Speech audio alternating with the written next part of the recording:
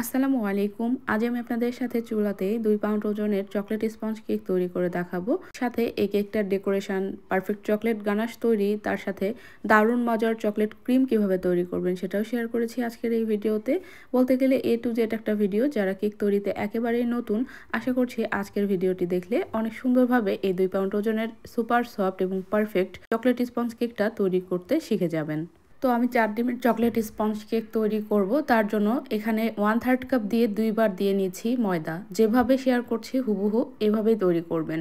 তার সাথে দিয়ে দিচ্ছি 2 টেবিল চামচ পরিমাণ কর্নফ্লাওয়ার। কর্নফ্লাওয়ার না থাকলে স্কিপ করতে পারবেন, তবে কর্নফ্লাওয়ার দিলে কেকটা সুন্দর সফট হয় এবং টেক্সচার ভালো আসে।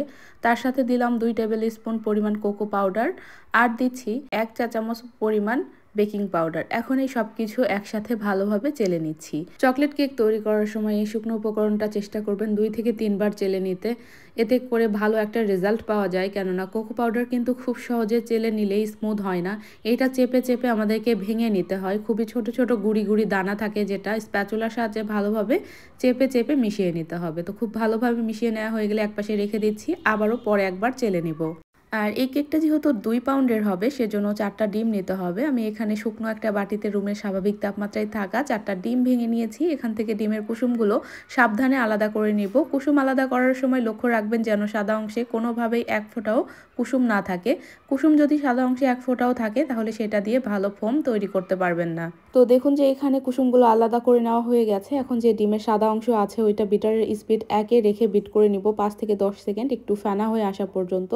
চাইলে প্রথমেও চিনিটা অ্যাড করা যায়, তবে ওইভাবে চিনি দিলে হয় কি, ফোমটা হতে অনেক বেশি সময় লাগে। সেজন্য এরকম একটু ফেনা করে নেবেন, তারপরেই চিনিটা অ্যাড করবেন। তো এখানে আমি 2/3 কাপ পরিমাণ চিনি ব্যবহার করব। মিষ্টিটা যে যেরকম খেতে চান সেভাবে ব্যবহার করতে পারেন। বেসিক্যালি 4টা ডিমে অনেকেই 1 কাপ ব্যবহার করে, আমি নিজেও করতাম এভাবে। তবে আমি ইদানিং যত কেক বানাই সবগুলোতেই দেখা যায় 2 ডিমের জন্য 1/3 কাপ চিনি ব্যবহার করি, 4 ডিমের জন্য 2/3 কাপ, মানে 1/3 কাপ দিয়ে দুবার দিলেই 2/3 কাপ হয়ে যায়। তো 2/3 কাপ চিনি একবারে দিয়ে বিট করছি যতক্ষণ না পারফেক্ট ফোমে পরিণত হচ্ছে। আর বিটার স্পিডটা 1-এ রেখেই বিট করে নিয়েছি প্রথম থেকে শেষ অবধি। দেখুন যে এখানে সুন্দর স্মুথ এবং থকথকে ফ্লাপি একটা ফোম তৈরি হয়েছে। এরকম দাগ টেনে নিচ্ছি, দাগটা স্থায়ী এবং স্পষ্ট বোঝা যাচ্ছে। এই পর্যায়ে আমরা দিয়ে দিব চকলেট ইমালশন 1 চা চামচ পরিমাণ। তার সাথে ডিমের 4টা কুসুম দিয়ে দিলাম। এখানে তেল দেওয়ার কোনো দরকার নেই, তেলটা পুরোপুরি অপশনাল। তো এখানে আপনারা চকলেট ইমালশনের পরিবর্তে এসেন্স ব্যবহার করতে পারবেন, তবে পারফেক্ট কালার বা স্বাদ কোনোটাই পাবেন না। সেজন্য চেষ্টা করবেন চকলেট ইমালশন ব্যবহার করতে। ইমালশন এবং কুসুম দিয়ে খুব বেশিক্ষণ বিট করা যাবে না, তাহলে পাতলা হয়ে যাবে ফোমটা। সব কিছু যাতে ভালোভাবে মিশে যায় 5 থেকে 10 সেকেন্ড মতো বিট করে দিয়ে অফ করে দিতে হবে। দেখুন এখানে কোনো ধরনের কিন্তু এয়ার বাবলস হয়নি। যদি এয়ার বাবলস হয় কোনো কারণে, তাহলে কেকটা দেখা যায় চুপসে যায়। তো ওই যে শুকনো উপকরণটা আমরা চেলে মিশিয়ে রেখেছিলাম, সেটা আবারও আমি চেলে দিয়ে নিচ্ছি। আর যেহেতু এটা চকলেট কেক, খুবই সেন্সিটিভ একটা কেক, দেখা যায় যে কোকো পাউডারটা খুব সহজেই ফোমটাকে ড্রাই করে ফেলে। সেজন্য একটু মেশানোর ক্ষেত্রে ভ্যানিলা কেকের তুলনায় একটু সাবধানতা অবলম্বন করতে হবে। শুকনো উপকরণটা একবারে না দিয়ে ধাপে ধাপে দিয়ে মিশিয়ে নেওয়াটাই ভালো। তো আমি একবারে না দিয়ে 2 বারে দিয়ে মিশিয়ে নেব। আর মিশিয়ে নেওয়ার ক্ষেত্রে আলাদা করে বলার কিছুই নেই। ফোল্ডিং মেথডে একদিক ঘুরিয়ে ঘুরিয়ে আলতো হাতে মিশিয়ে নিতে হবে। এলোপাথারি মেশানো যাবে না, তাড়াহুড়োও করা যাবে না। একদম স্লোভাবে আমাদেরকে মিশিয়ে নিতে হবে। আর নিচে যে শুকনো উপকরণটা থাকবে সেটা উপরে একটু ঝেড়ে নিতে হবে। এভাবে হবে কি, আমরা শুকনো উপকরণটা ভালোভাবে দেখতে পাবো আর সেটা খুব সহজেই মিশিয়ে নিতে পারবো। তো প্রথম পর্যায়ে মিশিয়ে নেওয়া হয়ে গেলে আমি দ্বিতীয় পর্যায়ে যেটুকু শুকনো উপকরণ আছে সম্পূর্ণটুকুই চেলে দিয়ে নিলাম। এরপর সেম প্রসেসে আবারও মিশিয়ে নেব। একটু সাবধানে সময় নিয়ে মিশিয়ে নিতে হবে। এই মিশিয়ে নিতেই কিন্তু বেশ খানিকটা সময় লেগে যায়। এই পর্যায়ে তরল দুধ বা কোনো কিছু দেওয়ার প্রয়োজন নেই, শুধুমাত্র এইভাবে ডিমের ফোমের সাথে মিশিয়ে নেবেন, তাহলেই হবে। উপকরণ যদি পারফেক্ট হয়, অর্থাৎ মাপ যদি পারফেক্ট হয়, তাহলে কোনো কিছুই দিতে হবে না, পানি দুধ কিচ্ছু দিতে হবে না। তো আমার এখানে ব্যাটারটা মিশিয়ে নেওয়া কমপ্লিট। দেখুন ব্যাটারের ঘনত্ব ঠিক কেমন হয়েছে, এরকম হালকা ফ্লাপি এবং থকথকে টাইপের ব্যাটার হবে। এটা পাতলাও হবে না, আঠালোও হবে না, খুব সুন্দর স্মুথ এবং ফ্লাপি থকথকে টাইপের একটা ব্যাটার হবে। তো এখনই আমি ব্যাটারটা 8 ইঞ্চি মোল্ডে ঢেলে নিচ্ছি। মোল্ডের নিচে জাস্ট একটা বেকিং পেপার ছোট করে দিয়ে দিলাম, যাতে করে কেকটা সুন্দর মতো ডিমোল্ড করা যায়। কোনো তেল দেওয়ার কোনো প্রয়োজন নেই। তো সম্পূর্ণ ব্যাটারটুকু ঢেলে দিলাম, ঢেলে দেওয়ার পর হালকা করে ট্যাপ করে নিব আর একটা কাঠির সাহায্যে একটু সমান করে নিচ্ছি, এতে করে ভেতরে যদি এয়ার বাবলস থাকে সেগুলো ভেঙে যাবে। আর এই যে দেখুন ট্যাপ করার পর হালকা যা এয়ার বাবলস ছিল সেগুলো বের হয়ে গেছে। এখন চুলাতে বেক করে নিব। চুলায় যে পাতিলটাতে আমি বেক করে নিব 5 মিনিটের জন্য একটু মিডিয়াম জালে প্রিহিট করে নিয়েছি। পাতিলের মাঝখানে একটা স্ট্যান্ড বসিয়ে আমি খুব সাবধানে মোলটা দিয়ে দিলাম, দেওয়ার পরে ঢাকনা দিয়ে ঢেকে দিচ্ছি। আর ঢাকনার মাঝে যে ছিদ্রটা আছে সেটা বন্ধ করে নিতে হবে অবশ্যই, কেননা এই ছিদ্রটা যদি বন্ধ না করি তাহলে দেখা যাবে বাতাস ঢুকে কেকটা ফুলবে না, চুপসে যাবে। তাই অবশ্যই আমাদেরকে বন্ধ করে নিতে হবে। চুলার জালটা লো আঁচে রেখে বেক করে নিব মোটামুটি 30 থেকে 35 মিনিট মতো, অর্থাৎ কেকটা যতক্ষণ না হচ্ছে ততক্ষণ বেক করে নিতে হবে। যেহেতু কাচের ঢাকনা ব্যবহার করছি সেজন্য বোঝাই যাবে কেকটা কতখানি হলো না হলো, এই জন্য ঢাকনা খোলার কোনোই দরকার হবে না। আর চুলার আঁচটা তো দেখে বুঝতেই পারছেন কিরকম আছে, পাতিল ছুঁই ছুঁই এরকম আঁচে বেক করে নিচ্ছি। তো পুরোপুরি বেক হওয়ার পর আমি আপনাদেরকে দেখাচ্ছি, মাশাআল্লাহ দেখুন যে খুব সুন্দর মতো বেক হয়ে গেছে, একদম পুরো মোলটা ভরে টইটুম্বুর হয়ে গেছে। আর আলহামদুলিল্লাহ একদম পারফেক্ট টেক্সচার এসেছে। তো এভাবে চুলা থেকে নামিয়ে একদম ঢেকে ঠান্ডা করে নিব কেকটাকে। আমি বিভিন্ন সময়ে বিভিন্নভাবে আপনাদেরকে চকলেট গানাশ তৈরি করে দেখিয়েছি। বেসিক্যালি দেখা যায় মিল্ক চকলেট গানাশটাই বেশি তৈরি করে দেখানো হয়েছে। আজকে আরেকটা উপায় বলে দিচ্ছি আপনাদেরকে। যারা ডার্ক চকলেটটা খেতে একটু কম পছন্দ করেন তারা এভাবে তৈরি করতে পারেন। আজকে ডার্ক চকলেট গানাশ তৈরি করব। তো এখানে 100 গ্রাম নিয়ে নিয়েছি ডার্ক চকলেট, তার সাথে হাফ পরিমাণ অর্থাৎ 50 গ্রাম নিয়ে নিচ্ছি হোয়াইট চকলেট। এতে করে হবে কি গানাশটা অত বেশি তিতা লাগবে না। তবে অনেকেই আছে না যে মানে ডার্ক চকলেট দিয়ে শুধুমাত্র গানাশ তৈরি করে, ওইটাও ভালো, যারা চকলেট লাভার তাদের কাছে ভালো লাগবে। তবে অনেকেই দেখা যায় যে ওইটা খেতে পারে না, একটু হালকা তিতা লাগে। তো আসলে এটা নিজস্ব ব্যাপার, যার টেস্ট যেরকম লাগে আর কি। তো কাস্টমার আমাদেরকে যেভাবে বলে আমরা সেভাবেই করে দেওয়ার চেষ্টা করি। যারা বলে যে ডার্ক চকলেট একেবারেই ব্যবহার করবেন না, সেখানে আমরা ডার্ক চকলেট ব্যবহার করি না, মিল্ক চকলেটের গানাশটা তৈরি করে দেই।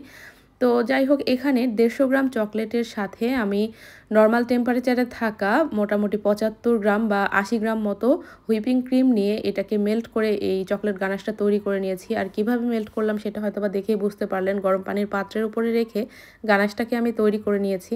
তো গানাশের ঘনত্ব দেখুন যে ঠিক এরকম হয়েছে। এখন আমি গানাশটা একপাশে সরিয়ে রেখে দিয়ে এখানে চকলেট ক্রিম তৈরি করে নিব। আর আজকের এই কেকটা ডেকোরেশন করতে আমার 1.5 কাপ পরিমাণ ক্রিম লাগবে, এর বেশি লাগবে না। তো এখানে ট্রপিক্যাল ব্র্যান্ডের যে হুইপ ক্রিমটা আছে সেটা নিয়েছি। তো এখানে কিছুই না, জাস্ট হচ্ছে বিটার দিয়ে বিট করব যতক্ষণ না ক্রিমটা 90 ভাগ মতো স্টিফ হয়ে আসে। যখন 90% স্টিফ হয়ে আসবে তখন আমরা যে চকলেট গানাশটা রেডি করে রেখেছিলাম সেটা দিয়ে চকলেট ক্রিমটা তৈরি করে নিব। তো দেখুন এখানে ক্রিমটা অনেকটা ফ্লাপি এবং 90 ভাগ স্টিফ হয়ে এসেছে। আমি একটু স্প্যাচুলা দিয়ে আপনাদেরকে তুলে দেখাচ্ছি। তো ঠিক এই পর্যায়ে এসে আমাদেরকে যে চকলেট গানাশটা তৈরি করে রেখেছিলাম সেটা দিয়ে নিতে হবে। আর ফ্লেভার এবং কালার আরেকটু ভালো আনার জন্য এখানে 1 চা চামচ মতো আমি দিয়ে দিলাম চকলেট ইমালশন, যেটা আমরা কেকে ব্যবহার করেছিলাম। আর তার সাথে বেশ খানিকটা গানাশ দিয়ে দিলাম। গানাশের এক্সাক্ট কোনো রেশিও নেই, আপনারা যে যেরকম খেতে পছন্দ করেন মানে সেভাবেই দিয়ে নেবেন, চাইলে সবগুলোও দিয়ে নিতে পারেন। যত দিবেন তত বেশি টেস্ট হবে আর কি। তবে অনেকেই বলেন যে শুধু চকলেট পেস্ট আর কোকো পাউডার দিলে হবে না, কখনোই হবে না, ওইটাতে পারফেক্ট টেস্ট কখনোই পাবেন না। অবশ্যই চকলেট ক্রিম তৈরি করতে হলে আপনাদেরকে গানাশটাই ব্যবহার করতে হবে, এতে করে ক্রিমের স্বাদ বহু গুণে বেড়ে যায়। যত বেশি গানাশ ইউজ করবেন ক্রিমটা খেতে ততই ভালো লাগবে।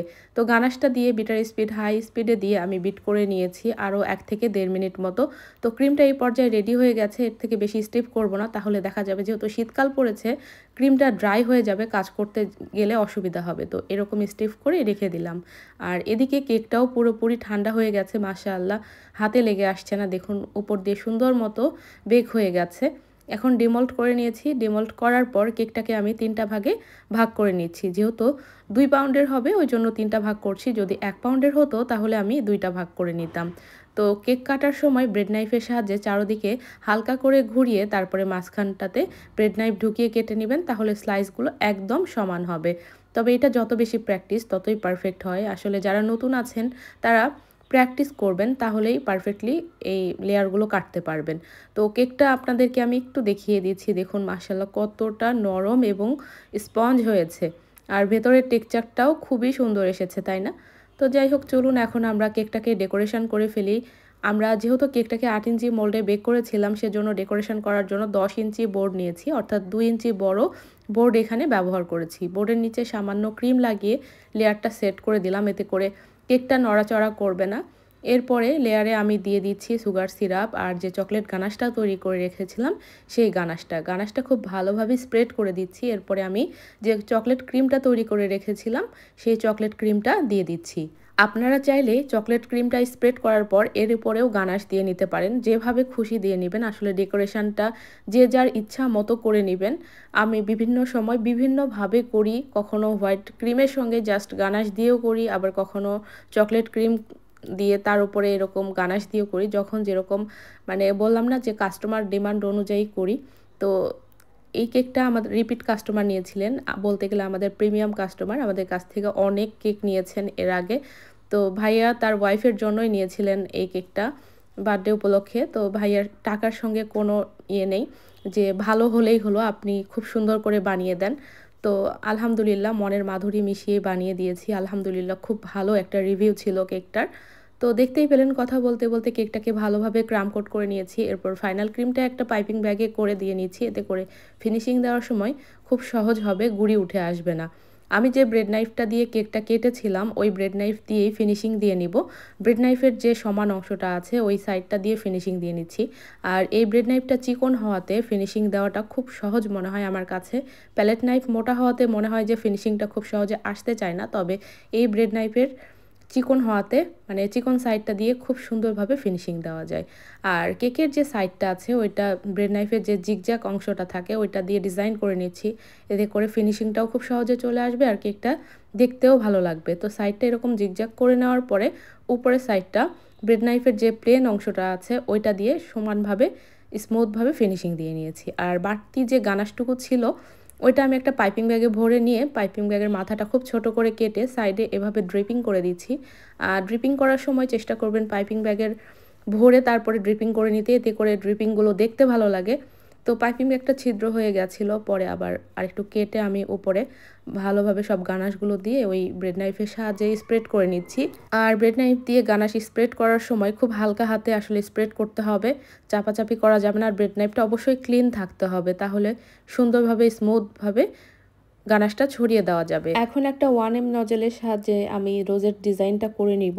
আপনারা 2D নজেলের সাহায্যেও এই ডিজাইনটা করে নিতে পারবেন, ডিজাইনটা যে যার ইচ্ছা মতো করে নেবেন। তো আমি এখানে 1M নজেল দিয়ে এরকম ঘুরিয়ে ঘুরিয়ে এই ফ্লাওয়ারটা তৈরি করে নিচ্ছি। এরপর নিচের দিকে বর্ডার দিয়ে নিব 17 নাম্বার স্টার নজেলের সাহায্যে। এই 17 নাম্বার স্টার নজেল দিয়ে বর্ডারটা খুবই সুন্দর হয়, দেখতেই পাচ্ছেন কত ছোট এবং সূক্ষ্ম একটা ডিজাইন হচ্ছে নিচে। আর বর্ডার দেওয়ার পর কেকের লুকটাই পুরাই চেঞ্জ হয়ে যায়। তো বর্ডার দেওয়ার পর আমার কেকটা ডেকোরেশন করে না কমপ্লিট হয়ে যাবে। এরপর ভাইয়া যে নোটটা লিখতে বলেছিলেন উপরে সেটা লিখে নিব এই একই ক্রিম দিয়ে। একটা পাইপিং ব্যাগে ক্রিমটা ভরে নিয়ে জাস্ট পাইপিং ব্যাগের মাথাটা ছোট করে কেটে নিয়ে আমি নামটা লিখে নিচ্ছি। কেকটা ডেকোরেশন করে নেওয়া হয়ে গেলে ভালোভাবে ফ্রিজিং করে তারপর ডেলিভারি করেছি। আর এই কেকটার দাম রেখেছিলাম আমরা 1500 টাকা। অনেকেই জিজ্ঞেস করেন আপু আপনারা কিভাবে কেকটা ডেলিভারি করেন। আমাদের ম্যাক্সিমাম কেক দেখা যায় বাসা থেকেই নিয়ে যায়, অর্থাৎ আমাদের পিক আপ পয়েন্ট থেকেই নিয়ে যায়।